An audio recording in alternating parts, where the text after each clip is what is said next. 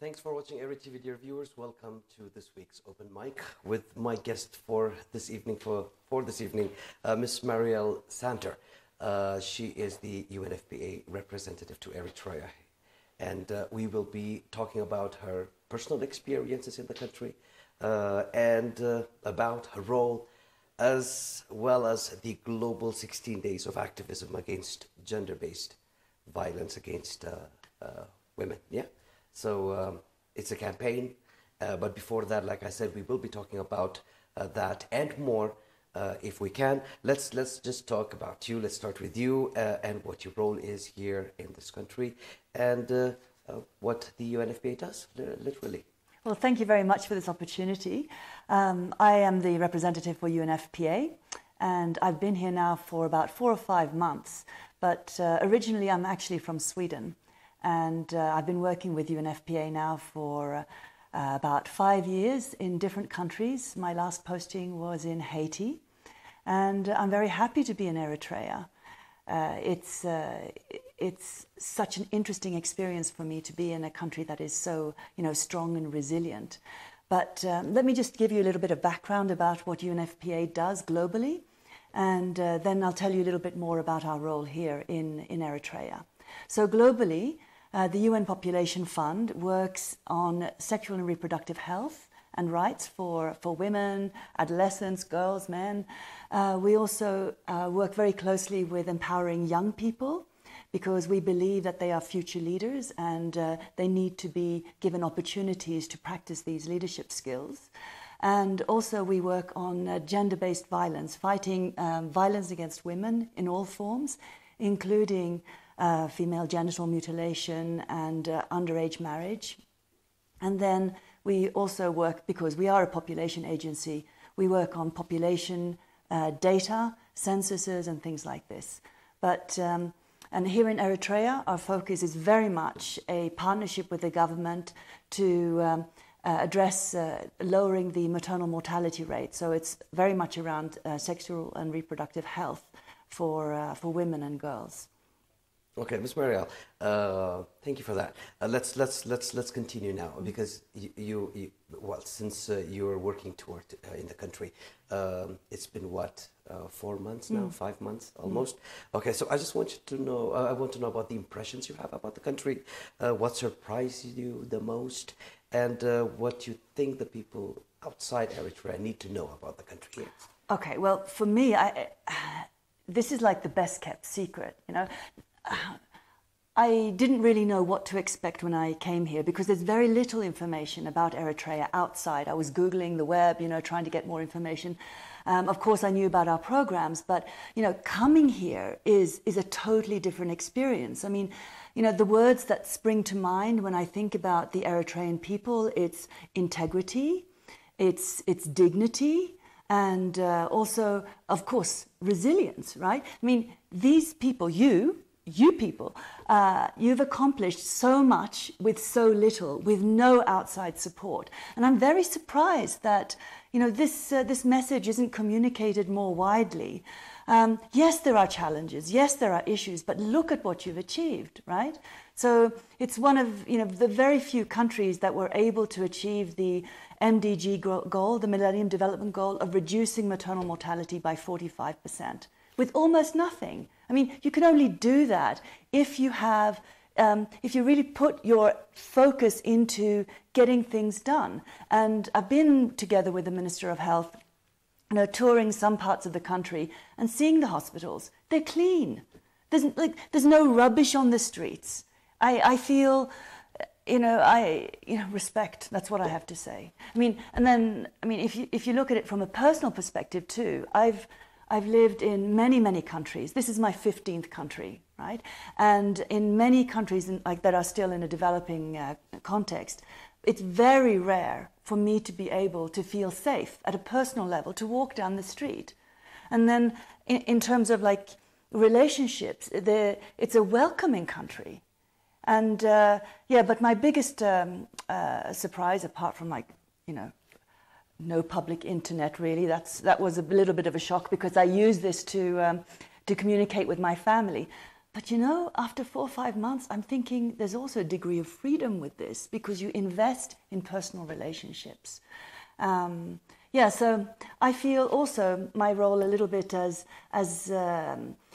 providing an opportunity to tell another side of the story of Eritrea, because it's a fantastic story. Mm-hmm. Okay, we will get back on your personal experiences.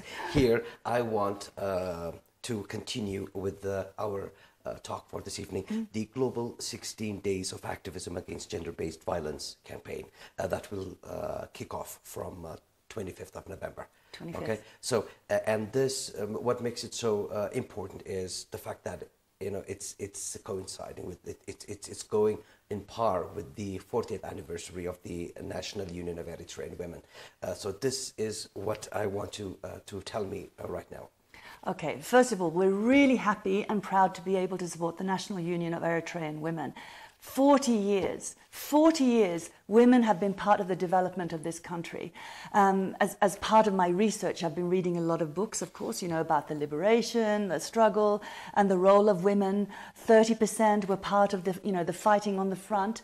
And you see that sort of level of energy and commitment still present in the National Union of Eritrean Women and the work that they're trying to do. So in terms of UNFPA and the whole of the United Nations and the development community, all of us are coming together to really rally around and support their initiatives as they celebrate this remarkable anniversary. It's going to be a sort of action-packed agenda, beginning with the launch on the 25th. But we will also be doing a lot of different initiatives with female athletes, for example.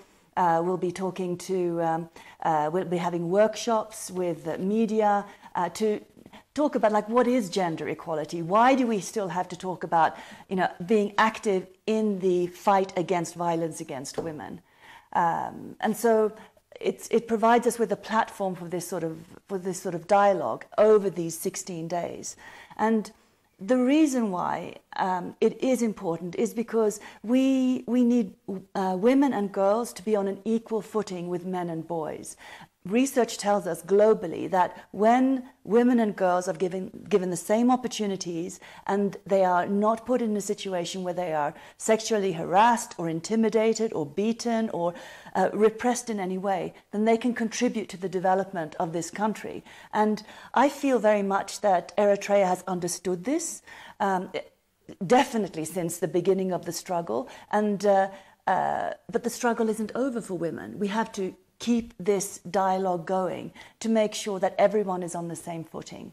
I mean, still, not just in Eritrea, but globally, women and girls lag behind men and boys in terms of income, in terms of opportunity. And this is because they may not always have access to the same opportunities. And because they carry a reproductive responsibility. Sometimes they miss out on opportunities to go to school. Their menstrual health is an issue, and they could be teased or harassed, or in worst case, beaten and abused. And I feel the equality program and ambitions of this country are very much in line with what we want to achieve together with the international community. So for sure, for us, standing there beside the National Union of Eritrean Women for the Eritrean women and girls and inviting a dialogue with men and boys is something that we can all be proud of. Okay. Ms. Marielle, I want to know how best your take is on the Eritrean women and the struggle that they have waged during the 30 years armed struggle for this gender equality, and about Eritrea, the roles that it has set in place in tackling female genital mutilation, for instance, and the harmful traditional practices. How I want you to tell me your personal take in this, because this is basically part and parcel of the the activism against gender-based violence? Well, Eritrea was a very early adopter on taking concrete action to protect women and girls from violence and abuse, particularly in relation to female genital mutilation. There's been a campaign ongoing for years now, decades, even before it became a global campaign with the UN, to try to reduce the incidences of female genital mutilation. And it's, it's important to understand that we're not just saying, don't do it because you shouldn't do it. It carries with it a health risk. Women die in childbirth as a result of complications of FGM. So we don't need this. We want a healthy nation. We want women and girls to survive childbirth. We want them to be, have an opportunity to grow together with their children. And the same thing with underage marriage. If a girl is too young when she is in union and she falls pregnant, her body isn't developed enough to carry a child. And so one of the reasons why we have high maternal mortality figures is because we still have underage marriage. But this is something that the government of Eritrea has recognized early on.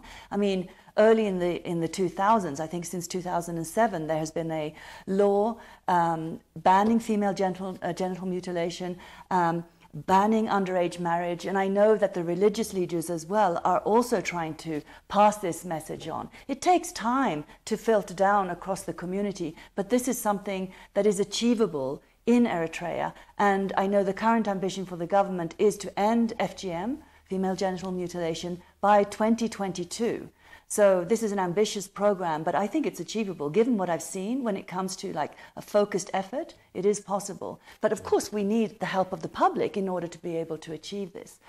Social norms, cultures, and traditions, they're held close to your heart, right? But as we learn more, as we understand more, it is our duty to support the government in its efforts to protect its population. Ms. Marielle, okay, so this and other agendas will be addressed during these 16 absolutely, days. Absolutely. Okay, so this is basically a prelude to give the people of an idea what will happen within the next couple of days, of course. Now I'm going to take you back because I like my interview short. Okay. So, all right, I'm going to take you back to your travel within this 4 months that you have had with an Eritrean delegation to participate at the Nairobi summit on the International Conference on Population and Development. What was that about and why is it relevant to Eritrea? Okay, I was really happy about this. Okay, just to give you a very brief history, 25 years ago, there was a international conference on population and development in Cairo. And this conference, it addressed, environment, youth, mobility, gender equality, sexual reproductive health, etc. But the big thing that came out of this conference is it moved governments away from thinking that they could control population to moving it to fertility is an individual concern. It's a discussion between couples about when to have children, how often to have them. It's about spacing, that sort of stuff, because it's a personal thing, right? But we also wanted to have a population that is healthy, that is educated, and this takes time, effort, and money. So the Nairobi summit now, 25 years later, was very much about finishing the unfinished business, as they call it. And the unfinished business is that we are still lagging behind on gender equality and including sexual and reproductive health information and services under the umbrella of universal health care.